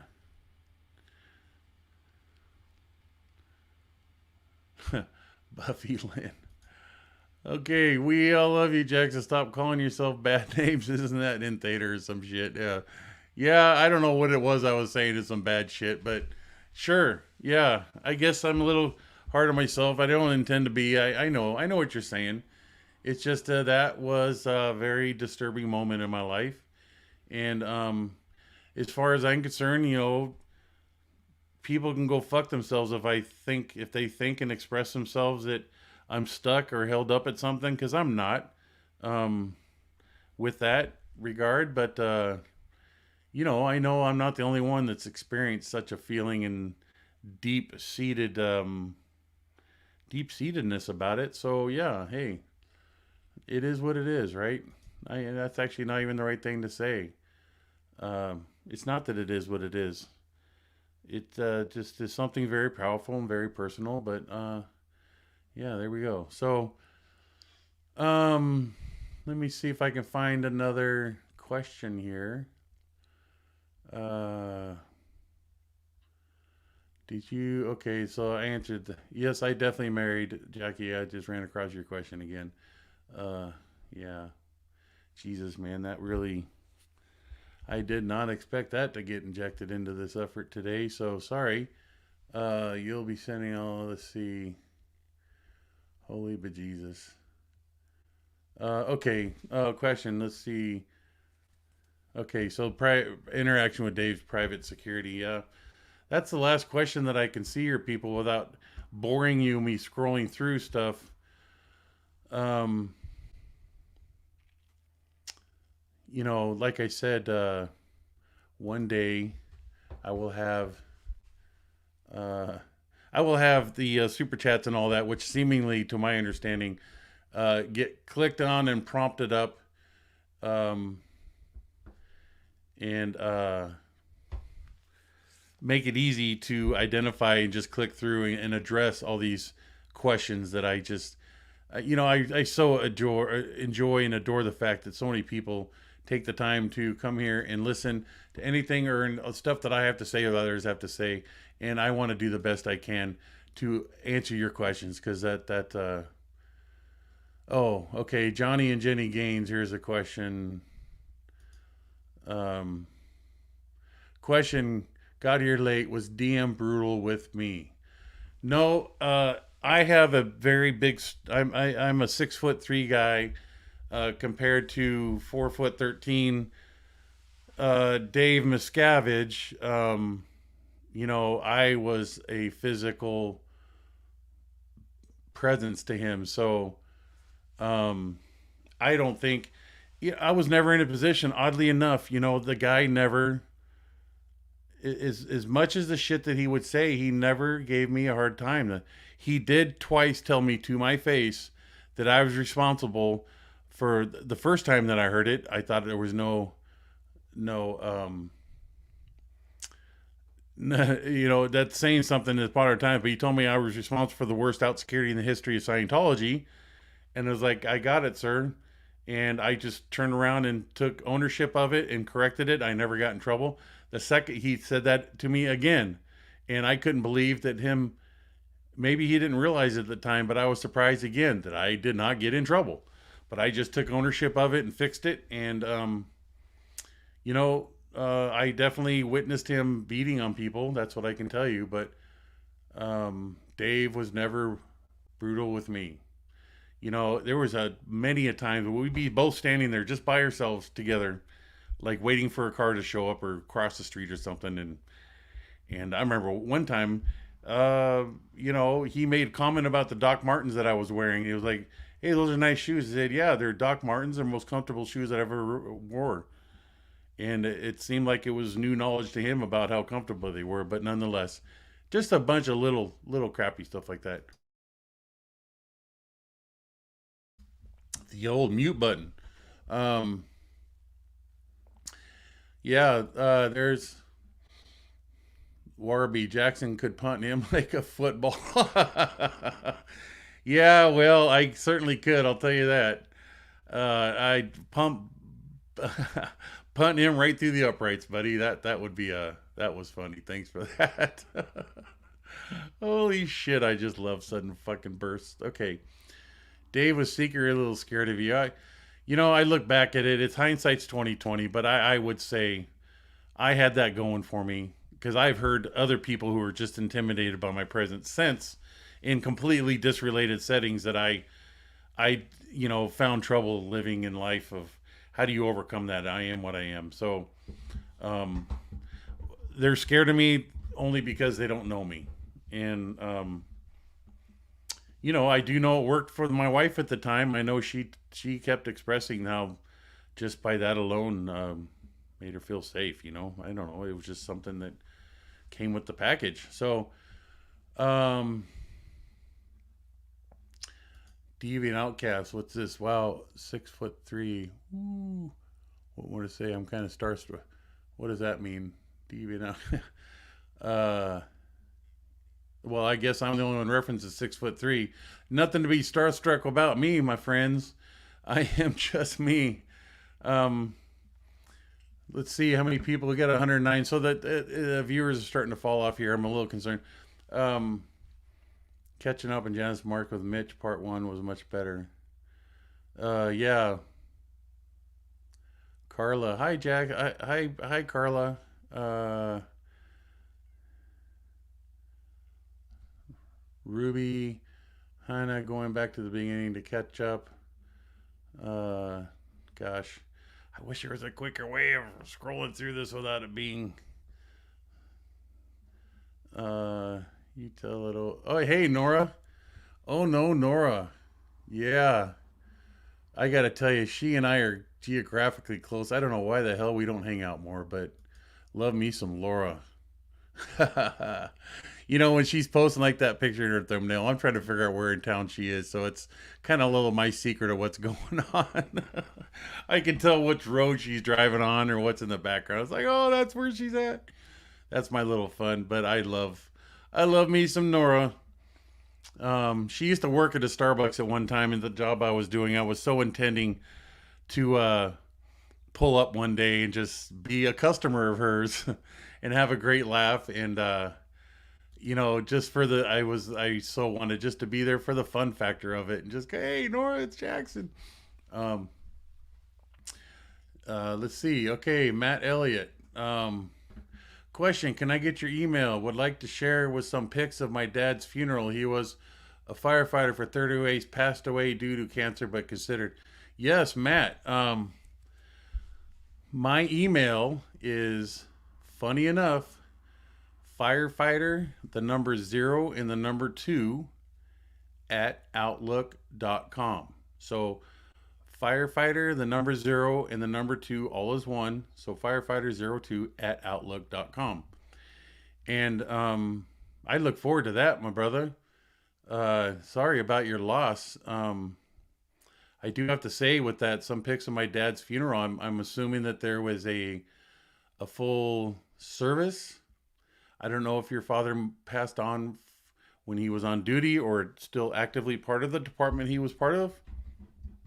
But I got to tell you, that was my first shaking hands with emotions, was being at the service of one of my very close fire captains, Captain Dave Parks, when he passed on. Because the moment that they played, what is that? Anyways, they play with bagpipes. It's the brain farting on the actual song that they play. Dude, I broke down in bawling hardcore tears, and it just was an incredible emotional experience. And when you shake hands with the fact that you can no longer talk with a fellow human being that means so much to you, that's an incredible impact. And you know, that was my first, having after leaving the cult, fully shook hands with the emotional side of myself, and I just let it all loose. It was incredible. And yeah, anyways, Matt, I really hope, you know, that would be kind of fun to become a little firefighter bud friend. So there we go. Thanks for sharing that. So might be the wrong one, but yeah, let's just say I understand your wife. Yeah, Nora, we all love Nora. Yeah, Johnny and Jane's Portland gang represents. I'm guessing Lamp is part of the Portland. Hell yeah, baby. Um, yeah. Catherine saying, whoa, firefighter. See, now here's some live interaction. I kind of enjoy this, and I want to capture it when it shows up. So yeah, thanks. So Get Retching, and a friend's husband was a firefighter, and his buddy was lost in a fire. Yeah, see, it's just, yeah, you know, that's a tragic thing to experience in a life. So, Amazing Grace. Yeah, maybe it was Amazing Grace. it's kind of hard to decipher. If someone was play a song like even ACDC, you play an ACDC song or Van Halen song with pipes. It's really takes you got to hear it a few times to go, oh yeah, that's a Van Halen song. So can't say ACDC because they actually use bagpipes in some of their songs. So yeah. Um, Here's something about Nora. Nora, can you get Jackson a coffee or shit? Yeah, thanks, Hannah. That just was one of I was really intending to surprise Nora one day, just out of the beauty of that simple idea of like, hey, we're both working and I get to show up and put a giggle on her face. And that was my intention. Um, so no, somebody, let's see, taps. No, Trina was not taps to the best of my knowledge. Um, so that's my answer to you. Bagpipes are versatile. Yes, they are. They're also a very good stimulant to the emotional button that one resides in somebody. So yeah, in frick incredible. Something about seeing a very professional drums and pipes crew. Cal Fire has a very good one. New York. God, when the Trade Center happened, I was all prepared to go to attend the service, and some union issue got in the way of other agencies from across the U.S. attending, so I never got to attend it. And I was, a lot of my fellow firefighters out in Riverside making an annual affair to go out there and take part in the St. Patty's Parade. And, I never got to do that. But I've, one of my recent firefighter buddies, um, Skippy, he posted a video of a huge. It must have been like maybe at least 100. I would say 75 to 100 band member um, bagpipes that he recorded. Oh my gosh! What an experience that would say to be witnessing that for him. So, anyways, if you ever come down to Florida, you should swing by Jacksonville. That's where I live. Yeah. Well, yeah, Florida. I have a very good motivated one single reason to go down to Florida right now, but I haven't figured out how to make that not weird. So, um, yeah, yeah, there's just a little bit of happiness that resides down there in Florida. So, question: Deviant Outcast. What is the connection between firefighter and? I need to bring that up here. So, Deviant Outcast. What is the connection between firefighter and the use of ceremonial bagpipes? Is there a connection between Scotland and U.S. firefighters and PD? You catch me off guard of that. I do know that there is. It's more of a tradition, and it has to do with generations. It started on the East Coast. The history with the Irish um backgrounds and history with East Coast fire agencies. Deep-seated history. It just became part of the fire service because of people's um, what's the right word? I was almost gonna say generic, but their family tree, their family history, um, because of immigration. Basically, it all just basically naturally came into the fire service and became the undertone backbone of it. So it's really a cool aspect. I love it. Uh, it's very seemingly very appropriate, uh, and yeah, it's just incredible. And the fact that each organized department has their own pipes and drums division to where they utilize it to take care of their own and provide services for their own members. So it's typically the larger agencies that have their own drums and pipes. And law enforcement gets the support from the fire department. I don't know of a particular law enforcement standalone agency that has its own pipes and drums. I believe there are. My brain cells may not are just starting to remember some that strictly are for law enforcement, but they typically reach out and have fire come over and support it. So um yeah, there's that deviant outcat. I hope that answered your question. Here's Johnny and Jenny Gaines, Ireland. Many Irish came here and worked hard, cheap jobs. Sad as it was more deadly than. Yeah, it was a different time period. So, um, let's see. Oh, I didn't know how bagpipes were an Irish thing is. Well, is Irish Scottish to the best of my knowledge. I grew up in a cult, so I'm the last one to be Encyclopedia Britannica about the history of bagpipes and drums in the fire service. But I'm just pulling from little articles that I read and the best I can do the recognition and um, recollection of what my memory serves me of the history of it. So uh, let's see. Someone else is filling in here. Strong Irish connections in Boston, which has the bagpipe connection, not just in FD, but in police too. Yeah. Okay, so see, I was correct. It is also strong in the UK. Pipes were the poor people's instrument all over. Oh, well, that kind of makes sense. But yeah, I do know in particular Boston. Boston is deeply rooted in history of Irish. So much so, I just love the Irish. I just love the way they talk. I love their attitudes. The Matt Damon, um, you know, dialogue. What was that? That movie Departed. That really paid great homage to the Irish, the beauty and the beast of the Irish community, especially over there in that world. But I love their dialect, and yeah, it's almost like um, loving Australian or English dialect.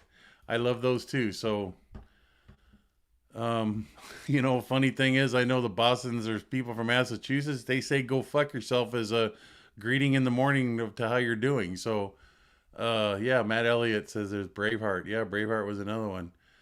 Um, anyways, so people, I am 2 hours in. I think I'm going to come to an end on this if everyone agrees, because I literally can go all day, and I wasn't prepared to go all day. I got to get to bed here soon to go to work. Question: Are you Irish? You could pass. To my knowledge, am not Irish. Maybe that appearancy that I could pass as one comes my firefighting heritage. I don't know. But to my knowledge, my genetics do not go back to Irish. So, albeit, I think it would be fun to track that down and find out for myself. So yeah, oh no, Nora, yeah, woman. Apparently, the old smash the like and subscribe button, please, oh pretty please. I would appreciate that much just to increase the numbers because, um, the more people, the merrier. I love it. What would be great is if we geographically were not far from each other. We all can meet in uh, a local room and have a live conversation and laugh and giggle with each other and hear everybody. Um, anyway, so please hit the like and the subscribe. I know there's no harm in doing either.